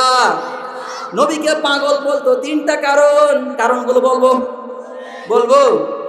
1 নম্বরে এমনি। 1 নম্বরে এমনি। এখন এমনি বললে তো বুঝবেন না। যদি আমাদের এই বাংলাদেশের এখন যিনি আছেন দায়িত্বে, মেন দায়িত্বে ডক্টর ইউনূস, কথা বলেন ঠিক কিনা? উনি যদি লক্ষ লক্ষ মানুষের সামনে বলে, এই শাফিউল্লাহ, শাফি এ পাগল, আমি যদি বলি কেন বললেন এমনি, বলেন। যদি রাজাকার, কেন বললেন, বলে এমনি। এমনি বলার কারণ এই জন্য বললাম, ওই সময় আবু জাহেল, আবু লাহাব, উতবা, সাইবা, তাদের সব ছিল, ক্ষমতা ছিল, চেয়ার ছিল, টাকা ছিল, বাড়ি ছিল। নবীজির কিছুই ছিল না। যা বলেছে সবগুলো চোখ মুখ বন্ধ করে মেনে নেওয়া লেগেছে। এই কথা বলেন, কথাগুলো কি বুঝেন? এই জন্য 1 নাম্বার এমনি। আমাদেরকে অনেকে বলে, হুজুরেরা পাগল হয়ে গেছে, জেলে ভরে দে। কোনো কারণ নেই, এমনি জেলে ভরে দিয়েছে। কোনো অপরাধ নেই, জেলখানায় নিয়ে গিয়ে বলে, তুই অপরাধী। কি অপরাধ? তোর যুদ্ধ অপরাধী। বয়স কত? 17 বছর। যুদ্ধ অপরাধী, 17 বছর বয়স। রাত্রিবেলা জেলখানায় শুয়ে আছে, সকালবেলায় দেখে বাড়িতে এসে হাজির। বউরে বলে, বউ, ছিলাম জেলখানায়, বাড়িতে কি করে আসলাম? বউ ডাক দিয়ে বলে, যারা নিয়ে গিয়েছিল তারাই রেখে গেছে, মাঝখান থেকে ফ্যামিলির কাছে আল্লাহর ওলি 50,000 ঝেড়ে দিয়েছে। এই কথা বলেন। বাংলাদেশের বাস্তব চিত্র এগুলো আমরা দেখতে পেয়েছি। এজন্য নবীজিকে পাগল বলেছে। এক নাম্বারে এমনি মুহাম্মদকে জেলখানায় দিয়ে দাও। দ্বিতীয় নাম্বারে কারণ কি? দ্বিতীয় নাম্বার কারণ হচ্ছে এইটা, আল্লাহর নবী সাল্লাল্লাহু আলাইহি ওয়াসাল্লাম ওই সময় একাই তিনি দাঁড়িয়েছিলেন, কেউ ছিল না। তিনি দাঁড়িয়ে বললেন, লা ইলাহা ইল্লাল্লাহ তুফলিহুন, তোমরা যদি লা ইলাহা ইল্লাল্লাহ পড়তে পারো সফল হয়ে যাবে। গাছ পূজা, মাছ পূজা, মানুষ পূজা, মূর্তি পূজা নিয়ে সবাই ব্যস্ত। সবাই বলল, মুহাম্মদ বাপ দাদার ধর্ম ছাড়তে আমরা পারবো না, এই আসল ধর্মে আমরা আছি, তোমার বানোয়াট কথা তুমি বাদ দাও। ও দুনিয়ার মুসলমান, এই নারায়ণপুর মাঠের সামনে যদি পশ্চিম দিকে একটা কবর হয়, কবরে গিয়ে যদি সবাই সিজদা করে, ঈমান থাকবে? আর জোরে বলেন, ঈমান থাকবে? এখন যদি আমি এই নারায়ণপুর মসজিদের ইমাম সাহেব হই, আসরের নামাজের পরে সবাইকে বললাম, ভাইরা আমার এই কবর পূজা চলছে, এটা ভাঙা লাগবে। আমার 5 ওয়াক্ত মুসল্লিগুলো কি বলবে জানেন? হুজুর দিনকাল ভালো না, যাওয়ার দরকার নেই, আপনি আল্লাহ আল্লাহ করেন, নামাজ পড়ান। আমার 5 ওয়াক্ত মুসল্লি এর পরও যেতে চাই না। ওই সময় নবীজি একাই দাঁড়িয়েছিলেন, কেউ ছিল না। আর সব মানুষগুলো গাছ পূজা, মাছ পূজা, মানুষ পূজা, মূর্তি পূজা নিয়ে পাগল। নবীজি বললেন, একটাও মানি না। তখনই বললো পাগল। এই কথা বলেন, কথাগুলো কেন বুঝাতে পারছি? তৃতীয় নাম্বারে পাগল বলার কারণ কি? নবীজি ঘেমে যেতেন মাঝে মাঝে। কেন ঘামতেন? ঘামতেন এই জন্য, ওহী যখন আসতো, এই যে মুরব্বী বুঝতে পেরেছি, ওহী যখন আসতো, আপনি ওহীর অধ্যায়গুলো পড়ে দেখবেন, নবীজি যখন ওহী আসতো, আল্লাহর নবী ঘেমে যেতেন, পাগলের মতো হয়ে যেতেন। আবু লাহাব, আবু জাহেল বলতো, মুহাম্মদ এমনি এমনি ঘেমে যায়, ও পাগল হয়ে গেছে। নবীজিকে এমনি এমনি ঘামে, ওহীর একটা ভার আছে, ভারে ঘেমে যায়। ও দুনিয়ার মুসলমান, আবু জাহেলের মতো চোখ দিয়ে আল্লাহর নবীকে চেনা যাবে, আবু লাহাবের মতো চোখ দিয়ে নবীজিকে চেনা যাবে না, উতবার মতো চোখ দিয়ে নবীজিকে চেনা যাবে না, সাইবার মতো চোখ দিয়ে নবীজিকে চেনা যাবে না। আল্লাহর নবীকে চিনতে হলে আবু বকরের মতো চোখ লাগবে। কথা বলেন। আল্লাহর নবীকে চিনতে হলে ওসমানের মতো চোখ লাগবে। পৃথিবীর জমিনে আলেম ওলামাকে চিনতে হলে ওই পরিমাণ জ্ঞান আপনার থাকা লাগবে। এই জন্য তো স্টেজে আলেমদের সঙ্গে বেয়াদবি করে। বম যদি মারা যায় পেটের মধ্যে, আলিফ বলতে পারে না, আর সেই মানুষগুলো ইমামদেরকে কমান্ড করে। এই কথা বলেন। যদি বলেন, ভাই সূরা ফাতিহাটা বলেন তো, বলে 4 দিন পর আগে পায়খানা করে আসি। অথচ সেই মানুষগুলো ইমামদের সঙ্গে, আলেমদের সঙ্গে বেয়াদবি করেছে। কথা বলেন ঠিক কিনা? নবীজিকে পাগল বলার 3টা কারণ। 1 নম্বরে এমনি, কি বললাম? আর জোরে বলেন কি? 1 নম্বরে এমনি, দ্বিতীয় নম্বরে গাছ পূজা, মাছ পূজা, মানুষ পূজা, নবীজি এগুলো একটাও মানতেন না। আর তৃতীয় নম্বরে নবীজি ঘেমে যেতেন মাঝে মাঝেই, তারা বুঝতে পারতো না। এই জন্য বলল, মুহাম্মদ পাগল, তাকে জেলখানার মধ্যে বন্দি করে দাও। জেলখানার মধ্যে বন্দি করে দেওয়া হলো 53 জন মানুষ। কতজন? আরো জোরে বলেন, কতজন? 53 জন সঙ্গী সাথী, 42 জন পুরুষ, 11 জন নারী, মোট 53 জন। এর মধ্যে ছিলেন হযরতে আলী, হযরতে জুবাইর রাদিয়াল্লাহু আনহু, তালহা রাদিয়াল্লাহু আনহু। এইরকম করে 42 জন পুরুষ আর 11 জন নারীর মধ্যে আমাদের আম্মা জান খাদিজাতুল কুবরা রাদিয়াল্লাহু আনহা ছিলেন। শিয়াবে আবি তালিবে বন্দি করে দেওয়া হলো। আমি শর্ট করে দিলাম, একটানা 3 বছর জেল। সবাই বলেন কয় বছর? আর জোরে বলেন কয় বছর? লাস্টে বললেন, ওয়াম কুরুনা ওয়াম কুরুল্লাহ, নবী চিন্তার কোনো কারণ নেই, জেলখানা থেকে আপনাকে আমি আল্লাহ নিজে বের করব। বের করবেন কে? সবাই বলেন। আর জোরে বলেন কে? জালিমেরা জুলুম করে যখন জেলখানায় দিয়েছে, আমার আল্লাহ মুক্ত করে দিয়েছে। আর যারা জেলখানায় ছিল তাদেরকে ইন্ডিয়ায় পাঠিয়েছে। কথা বলেন। দুনিয়ার মুসলমান, পৃথিবীর জমিনটা একেবারে সমসাময়িকের সমান। মরে যাবেন, 2 দিন পরে আপনাকে আর কেউ মনে রাখবে না। কিন্তু যদি ভালো আচরণ আপনার থাকে, সবাই মানুষ মনে রাখবে। বাংলাদেশে কোরআনের পাখি যিনি আল্লামা দেলোয়ার হোসেন সাইদি যখন মারা যায়, এই বাংলাদেশের তাওহীদি জনতার চোখ দিয়ে পানি পড়েছে, কথা বলেন ঠিক কিনা? আরে বাংলাদেশের স্বৈরাচার শাসক যখন বিদায় হয়, মানুষ আনন্দ উল্লাস করেছে, কথা বলেন। আল্লাহর কোরআন সেটাই বলেন, ওমান ইয়াশফা শাফাআতান হাসানাতান ইয়াকুল লাহু নাসিবুম মিনহা ওমান ইয়াশফা শাফাআতান হাসানাতান ইয়াকুল লাহু কিফলুম মিনহা। যদি কেউ ভালো কাজ করে আমার আল্লাহ তারও প্রতিদান দেয়, আর কেউ যদি খারাপ করে আমার আল্লাহ তারও প্রতিদান দেয়, কথা বলেন ঠিক কিনা? তাহলে নবীজিকে জেলখানায় দিয়েছে 3 বছর হয়ে গেছে, পূর্ণ হতে বাকি আছে 4 দিন। সবাই বলেন কয় দিন? আরো জোরে কয় দিন? আল্লাহ এবার নবীজিকে জেলখানা থেকে বের করবে, শুনতে চান তো আপনারা? আর জোরে বলেন শুনতে চান? কে কে চান দেখে আল্লাহর দুহাত তুলে দেখান।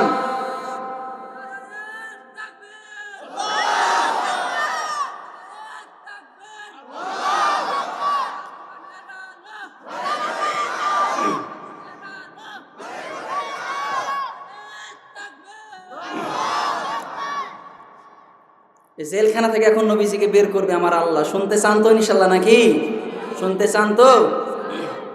এই যে নারায়ণপুরে সুন্দর একটি মাহফিল দেওয়া হয়েছে, এটা দিয়ে আপনারা খুশি না বেজার? খুশি না বেজার?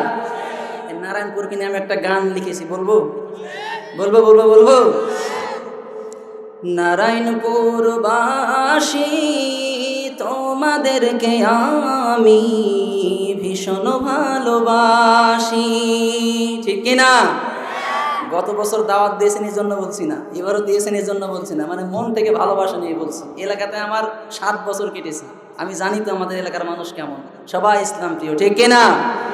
নারায়ণপুরবাসী তোমাদেরকে আমি ভীষণ ভালোবাসি, নারায়ণপুরবাসী তোমাদেরকে আমি ভীষণ ভালোবাসি, তাই তো তোমাদের ডাকে সাড়া দিয়ে আসি, নারায়ণপুরবাসী তোমাদেরকে আমি ভীষণ ভালোবাসি।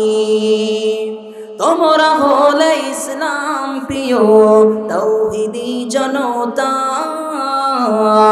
আল্লাহ ভীতি নবীজির প্রেম অন্তরে সর্বদা, ঠিক কিনা? তোমরা হলে ইসলাম প্রিয় তাওহীদি জনতা, আল্লাহ ভীতি নবীজির প্রেম অন্তরে সর্বদা, ইসলামের জন্য গলায় পড়তে পারো ফাঁসি, নারায়ণপুরবাসী তোমাদেরকে আমি ভীষণ ভালোবাসি, ঠিক কিনা? এই জমিনটা হয়েছে যে অনেক বেশি ধন্য,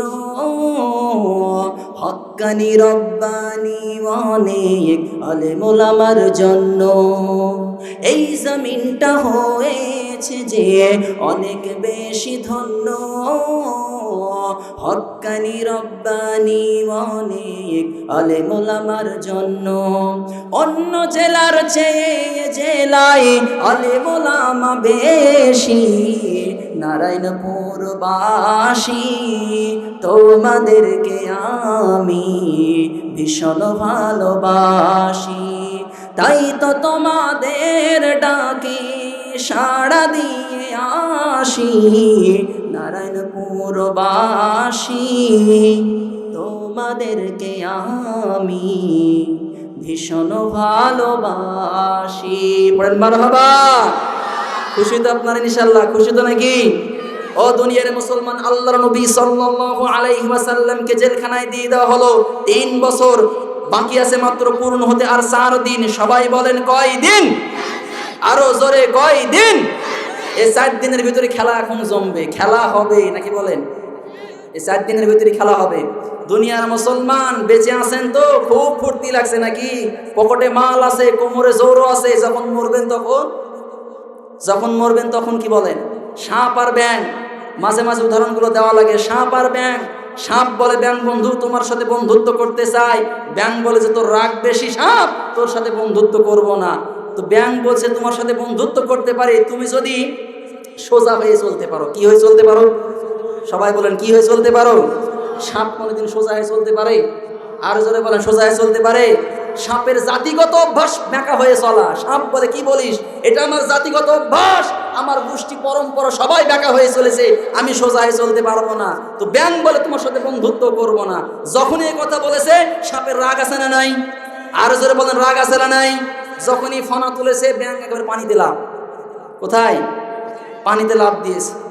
ও পাড়ের উপর বসে, মানে পুকুরের পাড় আছে না, একেবারে ফসফস করে আওয়াজ করছে, ব্যাং তোরে যদি পাইতাম মজা দেখাইতাম। আল্লাহর কি কাম, ওই রাস্তা দিয়ে হেঁটে আসছিল এক রাখাল, হাতে ছিল এক বিশাল লাঠি।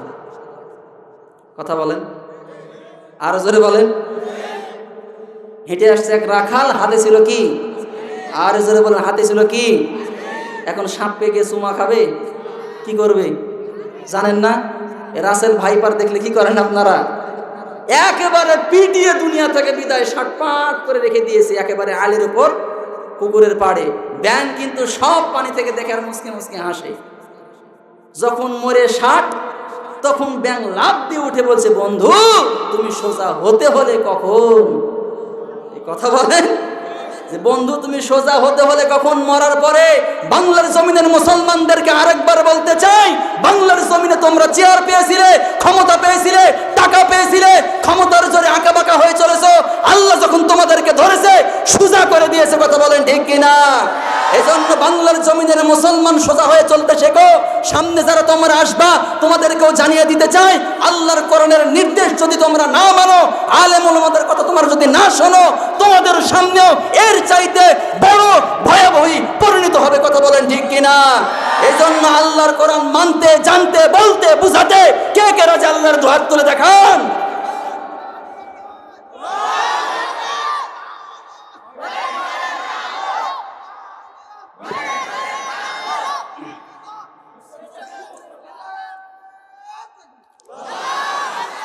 এবার শোনেন খুব মনোযোগ দিয়ে। আল্লাহর নবীকে জেলখানায় দিয়ে দিল। 3 বছর পূর্ণ হতে বাকি আছে কয়দিন? আরো জোরে বলেন কয়দিন? বাকি আছে 4 দিন।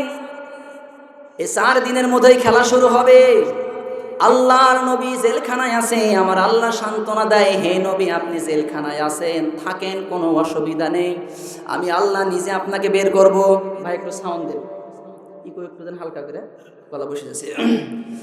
আবু জাহেলের প্রধান উপদেষ্টা হিশাম ইবনে আমর 4 জন প্রধান মানুষকে আবু জাহেল চেয়ারে থাকার সময় নিযুক্ত করেছিলেন, কাউরে 4টা দায়িত্ব দেয়নি।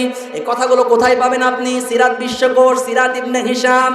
আবু জাহেলের প্রধান উপদেষ্টা হিশাম ইবনে আমর, এই লোকটার বয়স 82 বছর। সবাই বলেন কত বছর? আরো জোরে বলেন কত বছর? 82 বছর বয়স। এই লোকটার 3 দিন কোনো ঘুম নেই, ঘুমাতে পারে না। ওয়াজআলনা নাওমাকুম সুবাতা, আমার আল্লাহ রাত্রি দিয়েছেন ঘুমানোর জন্য। মানুষের যদি ঘুম না হয় 1 দিন 2 দিন 3 দিন লোকটা পাগল হয়ে যাবে। কথা বলেন ঠিক কিনা? ঘুম সব চাইতে বড় নিয়ামত। টাকা আছে আপনার, খাবার খেতে পারবেন, টাকা আছে খাট কিনতে পারবেন, টাকা আছে টিভি কিনতে পারবেন, ঘুম কিনতে পারবেন। আরো জোরে বলেন। অনেকে বলে হ্যাঁ পারি, ঘুমের ট্যাবলেট কিনে খায়। আরে ভাই ওটা নিয়ামতের ঘুম না, ওটা গজবের ঘুম। এই কথা বলেন। হিশাম ইবনে আমর 82 বছর বয়স, 3 দিন ঘুমাতে পারে না। এই ঘুম দেয় না কে? আরো জোরে বলেন ঘুম দেয় না কে? ডাক দিয়ে বলে হিশাম ইবনে আমর, এ লোকটা আবু জাহেলের প্রধান উপদেষ্টা, মানে সব পথ বুদ্ধিগুলো আবু জাহেলকে দিত। কেমন করে ইসলামকে উৎখাত করা লাগবে, কেমন করে মুহাম্মদকে জেলখানায় ভরা লাগবে, হিশাম ইবনে আমর আবু জাহেলকে বুদ্ধি দিত। আমাদের বাংলাদেশের দিকে আপনি তাকান, নেতা কিন্তু মাথা মোটা, অত বুদ্ধি নেই, কিন্তু পাশে আছে পাতি নেতা খুব চালাক। 1 বস্তা গম বেশি নেওয়ার জন্য নেতাকে ফুসলা, ইসলামের বিপক্ষে অবস্থান নেওয়ার জন্য। কথা বলেন। এই লোকটা ছিল হিশাম ইবনে আমর, আবু জাহেলের প্রধান উপদেষ্টা। সব পথ বুদ্ধি আবু জাহেলকে দিত। 3 দিন যখন ঘুম হয় না, তার স্ত্রী ডাক দিয়ে বলে, স্বামী আমার, কেন আপনি ঘুমান না? হিসাব ইবনে আমর বলে, প্রাণের বিবি মুহাম্মদকে জেলখানায় দিয়ে দিলাম, 3 বছর হয়ে গেছে। দ্বিতীয় নাম্বারে তারা সিদ্ধান্ত নিয়েছে 3 বছর পর আও ইয়াকতুলুকা, তারা হত্যা করে ফেলবে। বুঝতেছেন কথা আমার? নবীজিকে তারা জেলখানার মধ্যে হত্যা করে ফেলবে। শিয়াবে আবি তালিবে হিসাব ইবনে আমর ঘুমাতে পারে না, ঘুম দেন না আল্লাহ। বউ যখন ডাক দিয়ে বলে, স্বামী কেন ঘুমান না? আচ্ছা ঠিক আছে, সমস্যা নাই, আমাকে সারা রাত দিলে অসুবিধা নেই, এখন বলে শেষ করব। হিসাব ইবনে আমরকে ঘুম দেয় না আমার আল্লাহ, কথা বলেন ঠিক কিনা? ঘুম দেয় না আমার আল্লাহ। বউরে ডাক দিয়ে বলে, বউ বিবেক তো আমার আছে, এই বিবেকের তাড়নায় ঘুমাতে পারি না, মুহাম্মদের কোনো দোষ নেই। এই সব কথাগুলো বলাচ্ছেন আমার আল্লাহ। নিরপরাধ মুহাম্মদ জেলখানায় দিয়ে দিলাম। আমি তো জানি আবু বকর কেমন মানুষ, 12 বছর তার সঙ্গে আমার ব্যবসা, কোনোদিন ব্যবসায় 2 নাম্বারি করেনি। আর বাংলাদেশের মানুষ 2 নাম্বারিতে উস্তাদ। অনেকে আবার নামাজ পড়ে, এক মুরব্বি তেলের চাকরি করে, তেলের মিলের মালিক, তেল বিক্রি করে, নামাজ পড়ে এসে তেলে ওজনে কম দেয়। পাশে এক লোক বলে, ভাই কেবলমাত্র নামাজ পড়ে আসলেন, ওজনে কম দেন কেন? বলে, তোমার মাথা খারাপ, মাথায় টুপি আছে, এটা তেল বিক্রি করা টুপি, আর পকেট থেকে সাদা ধবধবে টুপি বের করে বলে এটা নামাজ পড়া টুপি। কি বুঝলেন? বাংলাদেশের মানুষের ব্যবসার চরিত্র এইরকম। বলে, ভাই সব চাইতে তোমার কম দামে দিলাম, ওখান থেকে 500 লাভ করেছি, সব চাইতে কমে আপনাকে দিয়েছি। হিসাব ইবনে আমর বলে, আমি তো জানি আবু বকর কেমন মানুষ, সে কোনোদিন আমার সঙ্গে 2 নাম্বারি করেনি, তাদেরকে ছাড়ানো লাগবে। হিসাব ইবনে আমরের বউ ডাক দিয়ে বলে, স্বামী আমার, এটা যদি আবু জাহেল জানে, সর্বপ্রথম আগে আপনাকে খুন করবে। হিসাব ইবনে আমর বলে, পাগলি, আমি তো একাই যাব না, আরেকজন আছে, তার নাম জুহাইর ইবনে আবু উমাইয়া। এই লোকটা ছিল আবু জাহেলের টাকা কামাই করা মেশিন। কি ছিল? টাকা কামাই করা মেশিন। সমাজে অনেক নেতা এরকম আছে, নিজে কোনো কাজে অ্যাক্টিভ না, দল বল ছেড়ে রেখেছে, প্রতি মাসে টাকা 5 লাখ করে ব্যাংকে জমা হয়। এই কথা বলেন, এগুলো কি ভুল বলছি না সত্যি? একজন পিয়নের কেমন করে কোটি কোটি টাকার মালিক হয় আমার তো বুঝে আসে না।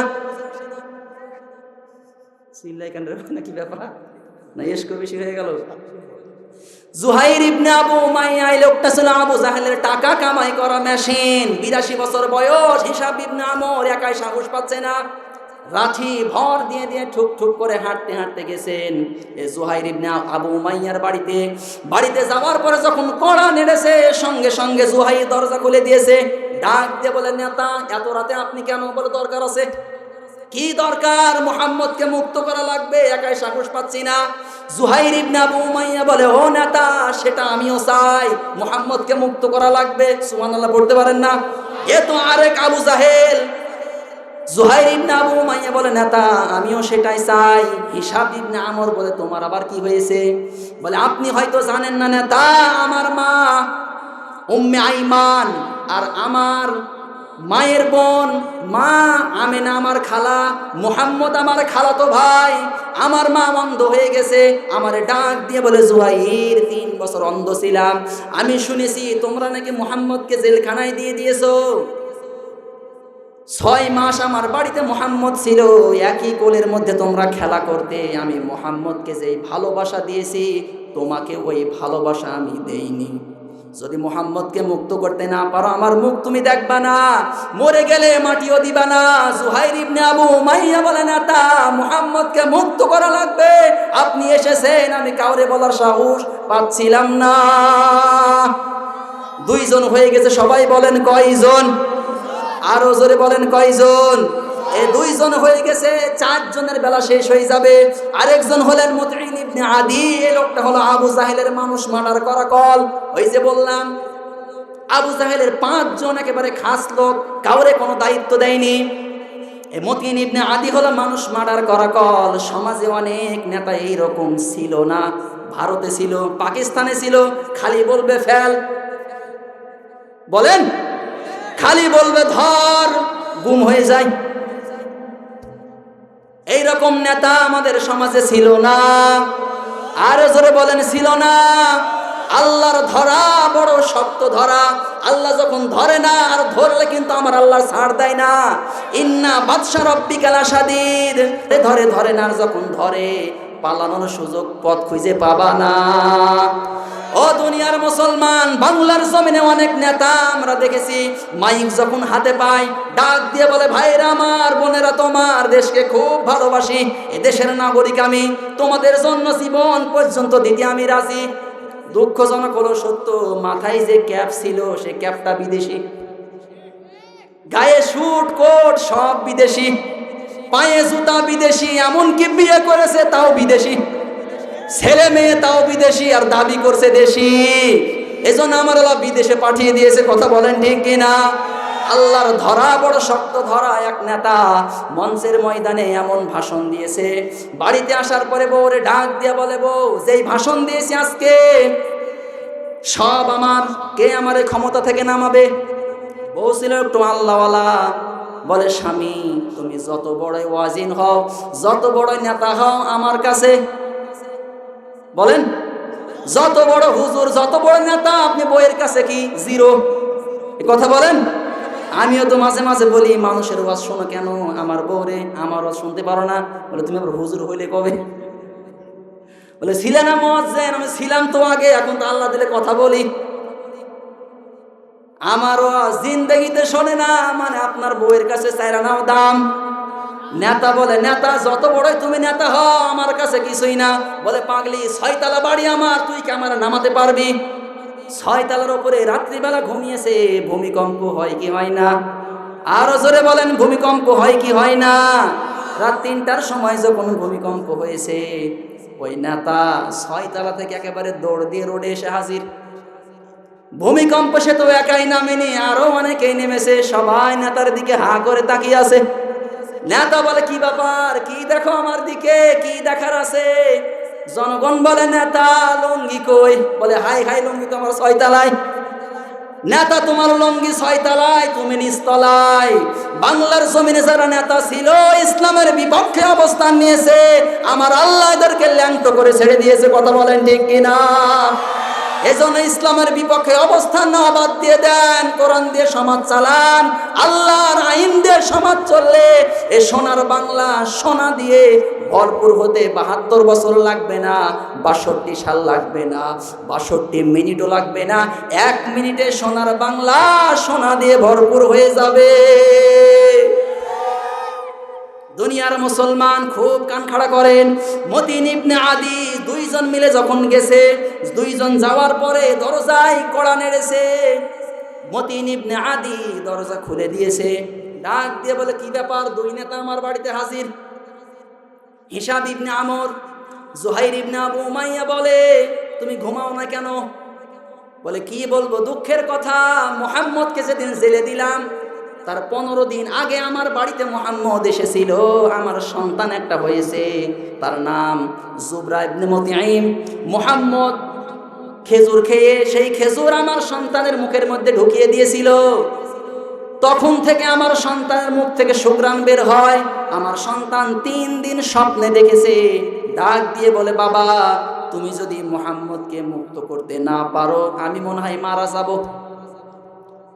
আমার বউ ডাক দিয়ে বলে, ও নেতা মতিন ইবনে আদি, সন্তান যদি মারা যায় তোমার তালাক দিয়ে বাপের বাড়ি চলে যাব। মতিন ইবনে আদি বলে, নেতা, মুহাম্মদকে বাঁচানো লাগবে, মুহাম্মদ যদি না বাঁচে সন্তান মারা যাবে, আর সন্তান যদি মারা যায় আমার বউ তালাক দিয়ে বাপের বাড়ি চলে যাবে। এখন মুহাম্মদকে বাঁচানো আমাদের জাতীয় দাবি। পড়েন সুবহানাল্লাহ। কয়জন হয়েছে সবাই বলেন, আর জোরে বলেন, কয়জন? আল্লাহর নবীকে জেলখানায় বন্দী করেছিল কাফেরেরা। প্রথমের দিকে যান, একটাই মাত্র কারণ, কোরআন প্রচার করতে দেয়নি। কথা বলেন ঠিক কিনা? আল্লাহ রাব্বুল আলামিন বলেন, ক্বালাল্লাযীনা কাফারু লা তাসমাউ লিহাযাল কুরআন ওয়ালগাউ ফীহি লাআল্লাকুম তাগলিবুন। হে নবী, আপনি দেখবেন পৃথিবীর জমিনে যারা কোরআন প্রচার প্রসার বন্ধ করে দেবে এরা নিঃসন্দেহে টাটকা কাফের। কথা বলেন। ওই সময় আবু জাহেল কোরআন বন্ধ করে দিয়েছে, চলতে দেয়নি। আবু লাহাব, উতবা, সাইবা। বাংলার জমিনে বিগততে আপনি তাকিয়ে দেখেন, যত রাগ ক্ষোভ সমাজকে ছেড়ে দিলাম। বিগততে আপনি তাকিয়ে দেখেন, যারা তাফসির মাহফিল বন্ধ করে দিয়েছে আয়াত অনুযায়ী, তারাও বাংলাদেশের মুসলমানের ঘরের টাটকা কাফের। কথা বলেন ঠিক কিনা? বাংলাদেশে মুসলমানদের মধ্যে কাফের আছে না নেই? আরো জোরে বলেন, মুনাফিক আছে না নেই? আমাদের বাংলাদেশে মুনাফিক আছে না নেই? আমাদের গোদাগাড়ি থানায় মুনাফিক আছে না নেই? এ নারায়ণপুরে আছে না নেই? এ মাহফিলে আছে না নেই? কে কে আছেন আল্লাহরে হাত তুলে দেখান। ওই যে একজন, হাত নাম, হাত নাম। 3 জন হয়ে গেছে। এই ভালো মনোযোগ আছে তো? 3 জন হয়ে গেছে। 4 জন মুখতার ইবনে হিশাম। এই লোকটা ছিল আবু জাহেলের খালাতো ভাই, ওরফে ছিল বডিগার্ড আবু জাহেলের। আমার আলোচনা কি আপনি বুঝতেছেন? আজকের আলোচনার বিষয় কি বলেছিলাম বলেন তো দেখি? জালেমের জুলুম, জালেমের, আরো জোরে বলেন, জালেমের তার বাস্তব শিকার। আমি ছোট মানুষ, যদি আমি হই, কত বড় বড় বক্তা আছে বাংলাদেশে, তারা কি জালেমের শিকার হয় নাই? কথা বলেন, হয়েছিল কিনা? আজ থেকে 2 বছর আগে আমি বক্তব্য দিছি কোনো এক জায়গায় আমাদের আশেপাশে। আমি কথা বলছি এখানে, আর পেছনে গন্ডগোল চলছে, হুজুরকে নামা। আমি তখন ষষ্ঠীপাড়ায় চাকরি করি। হুজুরকে নামা। আশেপাশে কোনো এক জায়গায় বললে চিনে ফেলবেন। আমার কানে আসলে, হুজুর আপনি শেষ করে দেন, প্রধান বক্তা আসবে। ঠিক আছে, এখন সাহস করে বলেন দেখে, আপনার দাঁত মুখ খুলে ফেলবে। বলেন, ঘরের ইট পর্যন্ত থাকছে না। কথা বলেন ঠিক কিনা? টয়লেট পর্যন্ত রাখেনি, কোমর বাথরুম পর্যন্ত খুলে নিয়েছে। গতকাল তার আগের দিন দেখলাম এক লোক ইট খুলে মোটরসাইকেলে বাঁধছে। ইট কি করবেন? বলে পায়ের তলে দিয়ে আজীবনের রাগ মিটাবো। আপনারা দেখেননি? দেখেছেন না? ফেসবুকে দিয়েছে। আমার কথা নেই ভাই, ফেসবুকের কথা। 3 জন মিলে এবার গেছে কার বাড়িতে? মুখতার ইবনে হিশাম। এই লোকটা ছিল আবু জাহেলের বডিগার্ড। এই লোকটা 3 মাস ধরে অসুস্থ, মন্ত্রী পৌরসভায় যেতে পারে না। মুখতার ইবনে হিশামের মা ডাক দিয়ে বলে, ও আমার সন্তান, 3 মাস ধরে অসুস্থ, অনেক টাকা পয়সা খরচ করলাম, তোর রোগ ভালো হয় না। আমার কেমন জানি মনে হয় মুহাম্মদ যে কালিমার দাওয়াত দেয়, ওই কালিমাটা পড়। আমি উটনির দুধ নিয়ে আসছি, এ দুধের মধ্যে ফু দে, মধুর মধ্যে ফু দে, কালিমা পড়ে খা। আমার কেমন জানি মনে হয় তুই ভালো হয়ে যাবি। যখনই উটনির দুধ নিয়ে এসেছে, মধু নিয়ে এসেছে, ফু দিয়ে খেয়েছে, মুখতার ইবনে হিশাম বলে, নেতা 3 মাস অসুস্থ, শান্তির ঘুম ঘুমাতে পারেনি, কেবলমাত্র ঘুমিয়েছিলাম, আর আপনারা আসলেন।